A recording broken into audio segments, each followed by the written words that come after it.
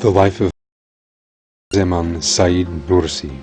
His Highness Bediuzzaman Said Nursi, survivor of the year Hijri, who devoted his entire life to communicate and call people to live by the morality of the Qur'an and work with all his might and main to establish the unity of Islam, was born in the village of Nurs, Hizan Province of Bitlis, on March 12, 1878. His Highness Said Nursi was exemplary in giving a sincere struggle on the path of Allah at every moment of his life.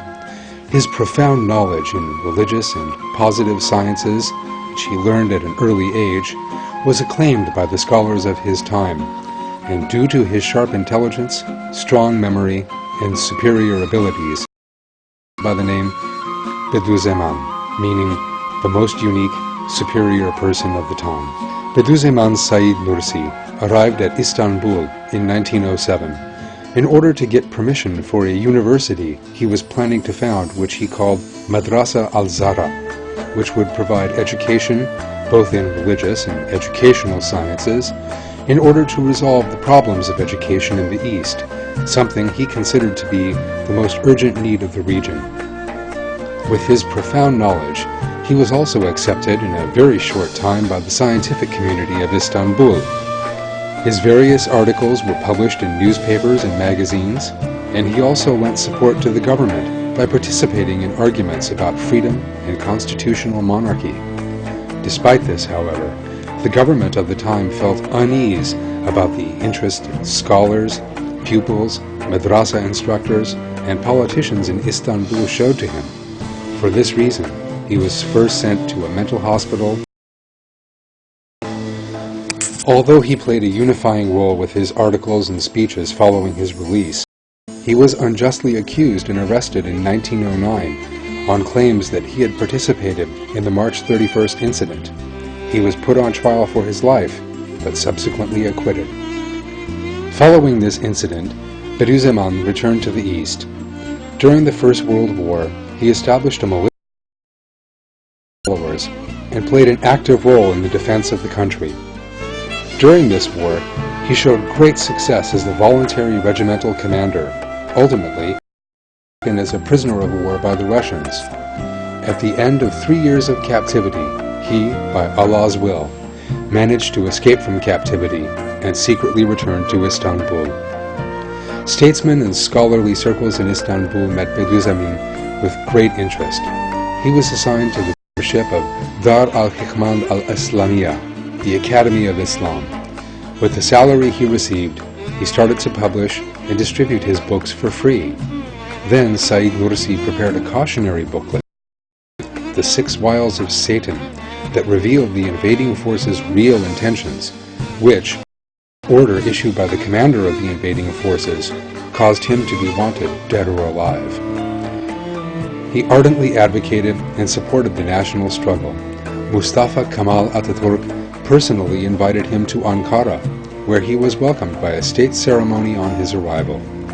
He was offered the posts of deputyship, the public ministry of the eastern provinces, and directorate of religious affairs. But, as a person who was aware of the transitory nature of worldly posts and only desired the life of the hereafter, he rejected them outright and always remained distant to politics.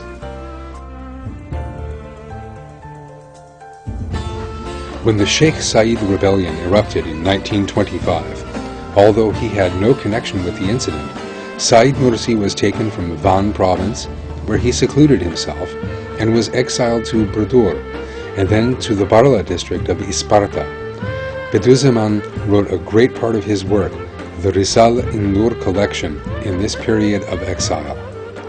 In 1934, some circles, who realized that the Risale-i-Nur collection was the toughest barrier against the Darwinist materialist mindset, wanted him to be brought to the center of Isparta in order to have stricter control over him.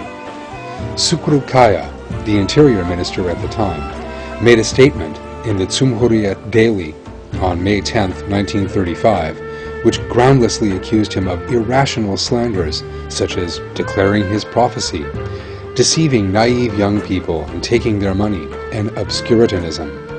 Upon this, a search was carried out in Said Nursi's home, and all of his books were confiscated, although there was nothing unlawful in them.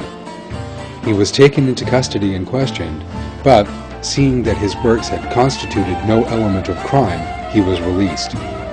A few days later, the acting Interior Minister and General Commander of the Gendarmerie arrived at Isparta, together with a fully equipped squadron, deployed soldiers all along the Isparta-Afyon highway, and took Isparta and its vicinity under control. Then, in the morning, Bediuzzaman, who had no intention other than serving in Allah's way, was taken out of his home, handcuffed, and together with his followers, transported to Eskişehir by military trucks. All through his trial he was kept in custody. Then, upon the verdict of the Eskişehir High Criminal Court's decision, he was sentenced to 11 months imprisonment, together with compulsory residence in Kastamonu. Each of his 15 followers were also sentenced to 6 months imprisonment. Bediuzzaman was brought to Kastamonu for compulsory residence and forced to reside in the upper floor of the security headquarters. Then, he was relocated to another apartment just a few meters away from the security headquarters. He was not even allowed to close his curtains. The exile in Kastamonu continued for 8 years. Bediuzzaman, who was brought to Kastamonu for compulsory residence under police custody, was arrested once again upon the order issued by the Isparta prosecutor in 1943.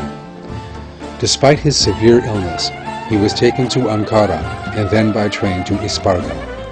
Upon merger of the files of the cases related to the Risale-i-Nur collection with the case in Denizli, he was sent to Denizli. The imprisonment in Denizli again started under isolation. During the imprisonment and trial stages that took place under very hard conditions, Bediuzzaman continued to write the Risale-i-Nur. Despite his acquittal and release in 1944, the government of the time ordered Said Nursi to be subjected to compulsory residence in the Ermedag district of Afyon. Bediuzzaman was placed in a room across from the government building and kept under constant surveillance. He was forbidden to even go to mosque in order to prevent him from talking to people. The exile in Denizli, where he was continuously kept under custody, took place under more severe conditions than his imprisonment in Denizli. During this period, his opponents, who were unable to render him effective by resorting to lawful methods, tried to martyr him by poisoning. Throughout his life, Said Nursi survived 23 attempts of poisoning, and 3 of these attempts were made during his exile in Emrdag. While all this oppression was taking place, the Risale-i-Nur collection was copied by the Bediuzzaman's followers with great zeal, and thus the message of the Qur'an was communicated to the masses, especially with the use of mimeographs rapidly. With the Supreme Court's approval of the acquittal verdict given by the High Criminal Court of Denizli in 1944, Bediuzzaman was released. However, the Risale-i-Nur collections becoming widespread started to make certain circles feel uneasy. In January 1948, Said Nursi and 15 of his followers were taken from their houses and workplaces to the prison in Afyon. Despite all these hard conditions, Bediuzzaman did not cease to write his works. In December 1948, Bediuzzaman Said Nursi was sentenced to 20 years imprisonment, but it was appealed and decided in favor of him. However, despite this verdict of the Supreme Court, the High Criminal Court of Afyon extended the trial and ensured that he spent 20 months in prison. Nursi spent this duration of the penalty he did not deserve as a prisoner, and then he was released in September 1949. But upon an order issued by the authorities in Ankara, he was subjected to compulsory residence in Afyon, and he could only return to Emrdag in December. In 1951, a case in Emrdag, and just a year later another case in Istanbul, was opened against Bediuzzaman due to his book titled The Guide for the Youth. In the trial made in Istanbul, the court made a decision in the case. He was subject to scores of incomprehensible slanders, including allegedly being insane, drinking raki, an honest-flavored liquor, and exploiting religion for his personal interests, but he was acquitted of all these accusations. In January 1960, because his entrance to Ankara was prevented by the police, he went to Isparta. His Highness Said Nursi, who was very sick and now 83 years old, went to Urfa together with his followers. His sickness made him unable to walk, but still the police tried to take him back to Isparta upon the order of the Interior Minister. While this oppression persisted, Bediuzzaman passed away. Bediuzzaman, who spent 30 years of his life in prisons and exile, spent all his life under these harsh conditions to advocate the unity of Islam. As a result of the works Bediuzzaman and his loyal followers carried out with great sacrifice and suffering, the morality of Islam, founded on love and represented by the Risale-i-Nur collection, took root in Anatolia by the leave of Allah. In the words of Bediuzzaman, it is impossible for anyone to eradicate of Anatolia. Bediuzzaman Said Nursi, who said, "Do not be afraid," broke the back of irreligion. It can no longer reign in this country, spent his life, which lasted almost a century, in exile of great oppression and challenges. Despite these harsh conditions, he never once swayed faith, determination, and resolution.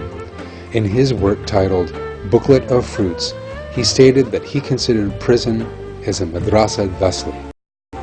Although I cannot bear the slightest betrayal and domination from of I oathfully that the light and strength of my faith in the hereafter has granted me such patience, perseverance, consolation, and resolution, and it has granted me such zeal to earn a greater reward in this profitable trial that, as I said earlier in this booklet, I see myself in a fine and good madrasa, deserving the title of al-Yusufiyya. Risale-i-Nur collection, 11th Beam of Light, Booklet of Fruit, page 226.